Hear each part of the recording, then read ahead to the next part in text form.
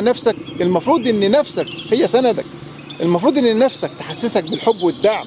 بس ليه اوقات كتير الانسان هو اصعب حد على نفسه؟ كان في شاب كل يوم بيقارن نفسه باللي حواليه، كل يوم يحكم على نفسه بالضعف والفشل، كل يوم بيقول مش كفايه، انا مش قدها، انا مش كويس زيهم. قلبه تعب وعقله تعب والحياه بقت تقيله عليه. بس الدنيا مليانه فرص، لو وقفت مع نفسك او سامحتها او شجعتها الامور هتحسن.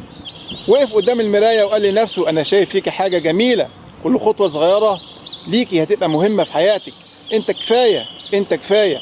الكلمه دي كانت اعظم من اي مدح، مع ان هو اللي قايلها لنفسه، بس هي رفعت روحه ورجعت له الثقه بتاعته، خلت عقله يشتغل، خلت قلبه يحب نفسه. وفي النهايه الولد ده بقى انسان قادر وواثق وناجح وسعيد. خليني اسالك، كم مره كنت قاسي على نفسك؟ وكم مره حسيت انك اقل من اللي حواليك؟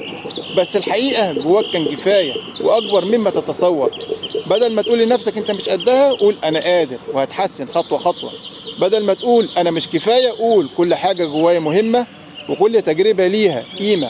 الدفء والكلمه الطيبه لنفسك ده اللي هيحميك، ده اللي هيخلي كل كلمه قاسيه من بره ما تاثرش فيك، ده اللي هيخلي